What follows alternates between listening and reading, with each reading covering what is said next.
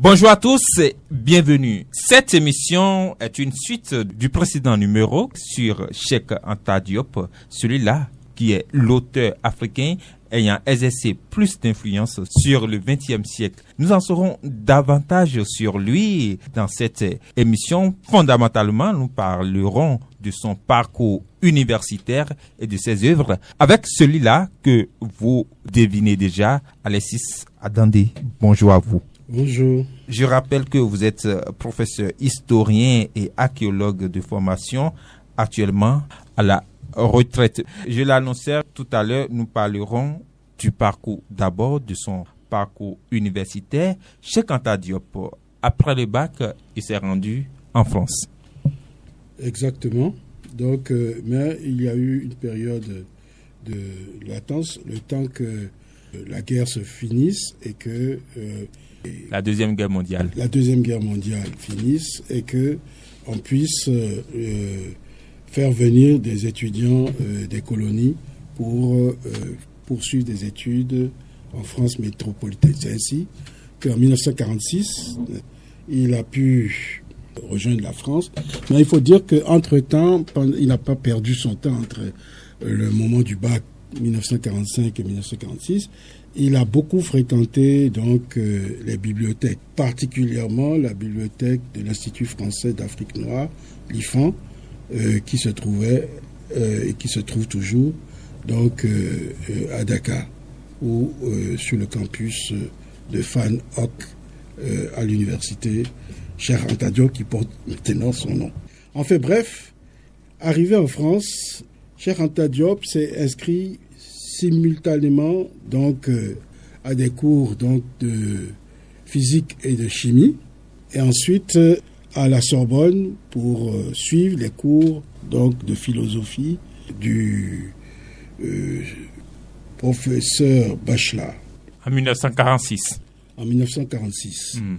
Et naturellement, il a eu sa licence, n'est-ce pas, 2 années après, sa licence donc de physique et de chimie, et aussi sa licence de philosophie et de sciences humaines. Par la suite, il s'est inscrit donc au Collège de France pour poursuivre des études dans le laboratoire de Frédéric Joliot-Curie, n'est-ce pas, c'est-à-dire des 2 savants français dans le domaine donc du nucléaire, Marie Curie et Frédéric Joliot-Curie, son époux. Et c'est là où il va se former en se consacrant surtout en physique nucléaire des basses énergies.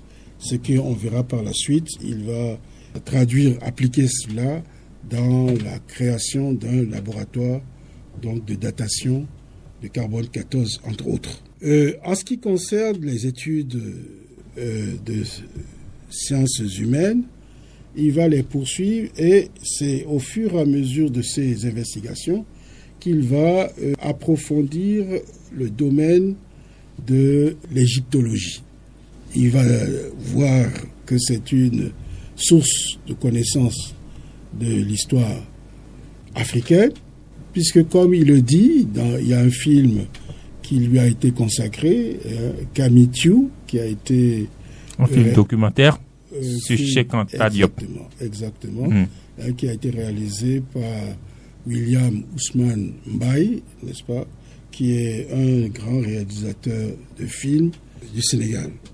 Donc, il dit lui-même dans ce film comment, pendant ces années, parallèlement à ses études, il était aussi un militant.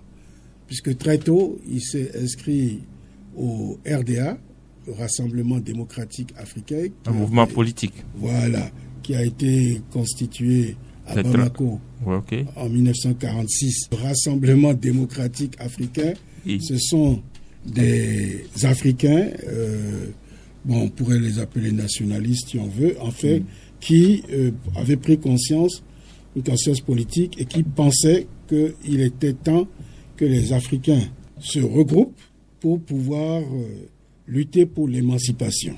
Et c'est comme ça qu'à Bamako, En 1946, s'est constitué le Rassemblement démocratique africain autour de personnes comme Houphouët-Boigny, Félix Houphouët-Boigny, Modibo Keïta, Ouézin Coulibaly, etc. Des grandes personnes qui avaient le souci à cette époque-là de faire de la solidarité une force politique pour pouvoir amener le progrès et la libération donc des peuples et des masses africaines. C'est quand donc en 1946 il va y avoir des élections que les premiers députés vont être envoyés là-bas en France pour d'abord la constituante, pour rédiger une nouvelle constitution pour la République française, puisque l'État de Vichy ayant été dissous après la défaite, il fallait restaurer la République en France. Et il fallait lui donner une constitution. C'est la constitution de la 4e République. Et cette constitution a été élaborée par des députés de 2 collèges, le premier collège des Blancs, n'est-ce pas, en Afrique, et le deuxième collège, des collèges des indigènes, enfin des Africains, disons ça comme ça, puisque ceux qui allaient là-bas, c'était plutôt les évolués. Que Cheikh Anta Diop a participé à cela? Non, il n'a pas participé directement, mais il était dans les courants qui étudiant, puisqu'il avait ce statut d'étudiant, donc qui suivait donc cette effervescence en Afrique, et ils ont constitué une section de la jeunesse du RDA, jeunesse étudiante du RDA à Paris. C'est une des premières formes d'organisation, de regroupement d'étudiants africains en France.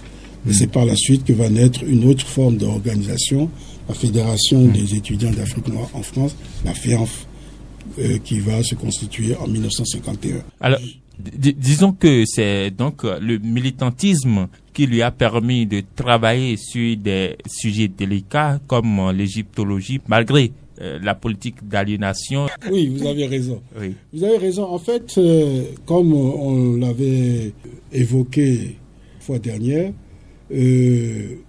Cheikh Anta Diop fait partie de ces jeunes africains qui ont fréquenté dans les écoles coloniales, qui ont gardé leur dignité. J'avais évoqué avant lui donc le cas de Louis Garin. Hein. Il y avait effectivement, c'est-à-dire que il y avait des jeunes qui n'acceptaient pas l'écrasement de leur dignité, qui avaient pris conscience que l'homme africain n'est pas fait pour être piétiné. Et ça s'est retrouvé naturellement. Quand il a été étudiant, il a gardé cette ligne-là.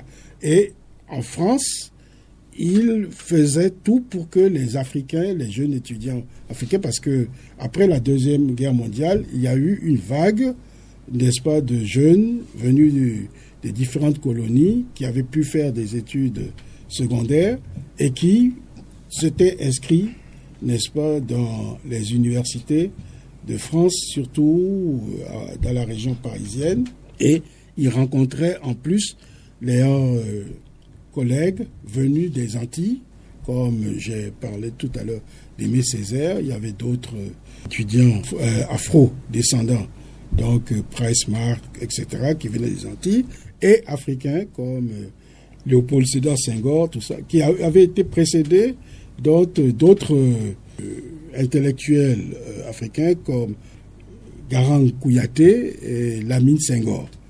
Mais eux, c'était de la génération de Marc Tovalou Kenom. Il y avait eu donc une jeunesse qui a été formée aux frais de leurs parents, dont Marc Tovalou Kenom et bien d'autres. Par la suite, il y aura Solange Faladé, n'est-ce pas? Ça, c'est un peu plus tard. Puis, enfin, bien d'autres vagues de jeunes qui ont été envoyés au Sénégal et en France pour faire des études. Donc, ils y étaient au lendemain de la Deuxième Guerre mondiale et ils ont animé des courants de réflexion politique, n'est-ce pas, entre autres, parce qu'ils se sont politisés très vite. Et Cheikh Anta Diop était de ces courants-là un des grands animateurs donc, de la vie politique et de la conscientisation politique de la jeunesse universitaire africaine. Oui.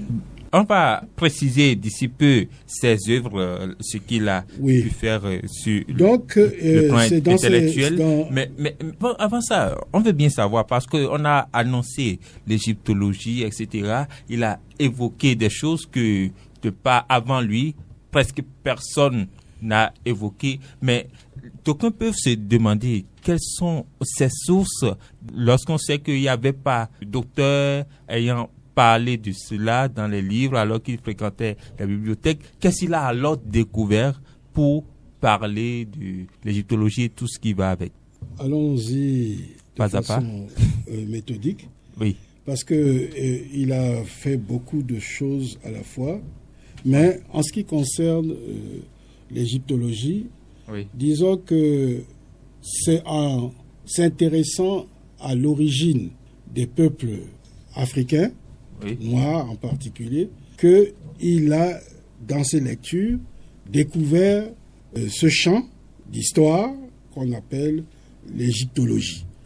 Et c'est en lisant donc les ouvrages disponibles et en lisant les auteurs les plus anciens, c'est-à-dire, contrairement à ce que vous dites, les conclusions auxquelles il va aboutir l'ont amené à élaborer une méthode, parce qu'il s'est rendu compte des contradictions dans les récits donc, de ceux qui prétendaient reconstituer l'histoire de l'Égypte ancienne. C'était notamment des Européens ou essentiellement des Européens, bien sûr. Et le problème, c'est que entre les auteurs anciens et les auteurs contemporains, ou plus modernes, disons, qui ont du 19e siècle, il a commencé par voir donc des hiatus.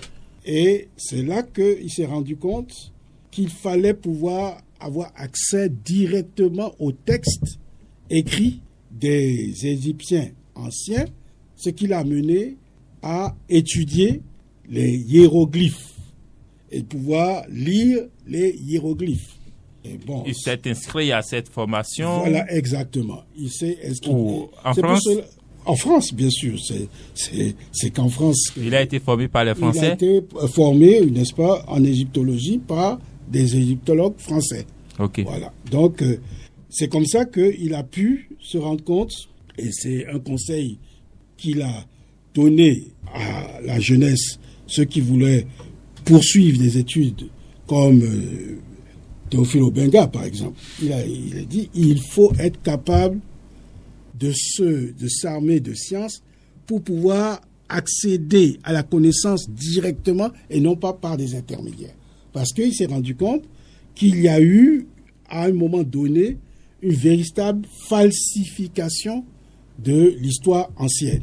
Ce qui a donné des aberrations comme ce que Hegel disait en faisant l'histoire de la philosophie, que l'Égypte n'est pas une partie de l'Afrique. Ça, c'est une aberration. Bon. Et vous aviez des contradictions comme cela, où on affirme que l'Égypte est blanche, etc., alors que, n'est-ce pas, c'est pas ce qu'il constatait dans les faits, au niveau des textes anciens, etc. Il a entre autres démontré que les vrais Égyptiens d'alors étaient des Noirs. Non, c'est pas qu'il a démontré. Il a restitué ce que... Oui, c'est ça. Il a restitué les faits tels qu'ils étaient et il a pu constater le pourquoi des déformations et des falsifications, puisque, en fait, c'est en rapport avec la période de la montée de la traite esclavagiste, surtout au moment où Napoléon Bonaparte, n'est-ce pas, qui a joué un grand rôle justement sur la liaison entre le monde scientifique français et l'Égypte, quand il est allé faire son expédition en Égypte en amenant des savants français, par exemple. Et ensuite, il s'est rendu compte que égyptologues, enfin une partie, disons, assez substantielle, donc des égyptologues blancs, européens, ce qu'il appelle les égyptologues de mauvaise foi, ont vraiment carrément falsifié parce que c'était impossible pour eux que les Noirs qu'on allait coloniser et qu'on allait réduire chez eux-mêmes en esclavage et puis produire sur place, n'est-ce pas, une civilisation pareille. Il a fait avant sa thèse? Non, il a fait, en élaborant sa thèse, puisque il a voulu être pratique. En même temps qu'il découvrait ces faits-là, il a déposé un sujet de thèse, on dit en 1949, et en 1954, il était prêt à soutenir. Et c'est là où, comme je vous le disais tantôt, la thèse d'État, il était le premier Africain noir à déposer une thèse d'État à l'époque. Et cette thèse, à l'époque, les thèses d'État se décomposaient en deux. Il y avait la thèse principale et la thèse secondaire.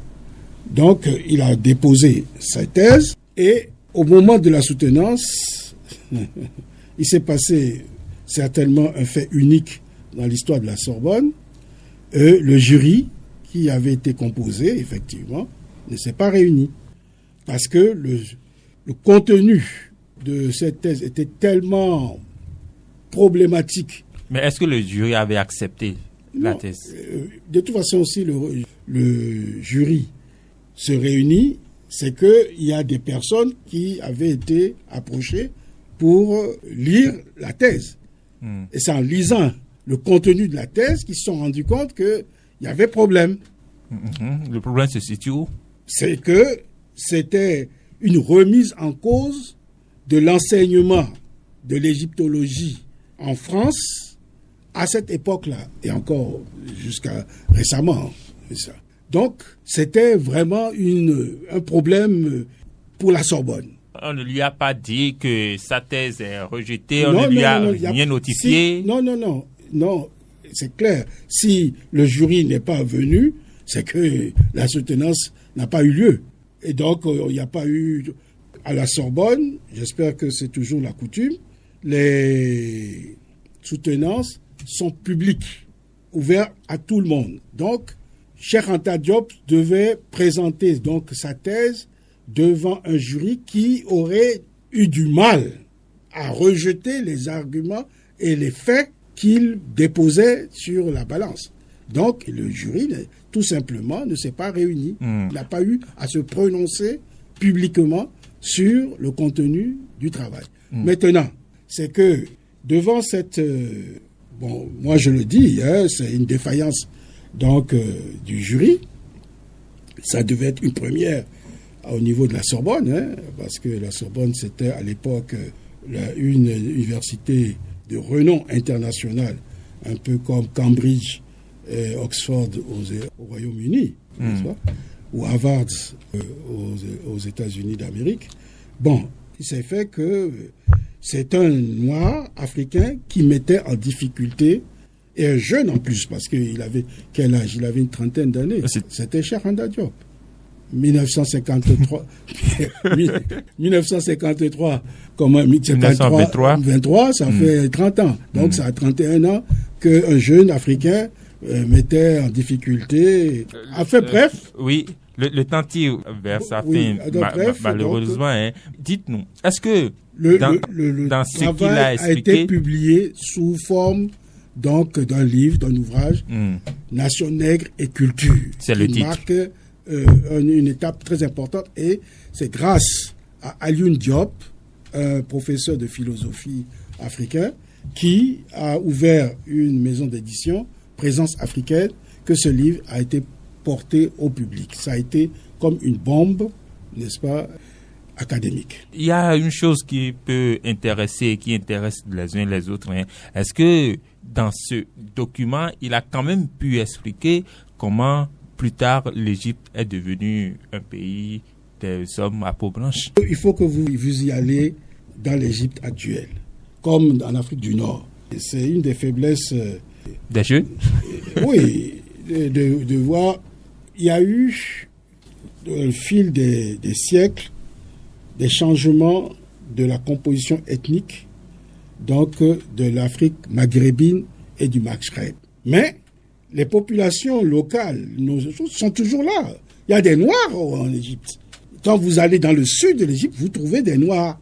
Quand vous allez en Tunisie, le président tunisien nous disait que c'est un pays arabe, n'est-ce pas, qui risquait d'avoir un changement de composition avec les jeunes d'Afrique du subsaharienne qui arrivent. Il faut précisément noter que l'Égypte a été plus tard peuplée par les gens venus d'Asie. Oui, il y a eu des peuplements. Même la Grèce, qui a tiré ses racines culturelles et scientifiques d'Égypte, a envahi l'Égypte. On y va très vite maintenant. Vous savez, dans ses œuvres, Cheikh Anta Diop a été combattu par plusieurs personnes, notamment il y a aussi dans le rang de ces gens qui l'ont combattu des personnalités africaines beaucoup respectées sur le continent. Soyons clairs, il a effectivement eu beaucoup de polémiques, mais dans l'écriture de l'histoire générale de l'Afrique, ayant été sollicité pour écrire certains chapitres, il a voulu que les choses soient tirées au clair. C'est ainsi qu'il a demandé et obtenu que l'UNESCO organise en 1974 un colloque au Caire. Et le colloque du Caire portait sur le peuplement de l'Égypte ancienne et sur le déchiffrement du méroïtique. Et je recommande aux jeunes Africains de ne pas lire ou écouter les commentaires sur les résultats. Il faut aller lire les actes qui sont publiés par l'UNESCO. De même, il y a un autre point de ces travaux qui ont fait problème.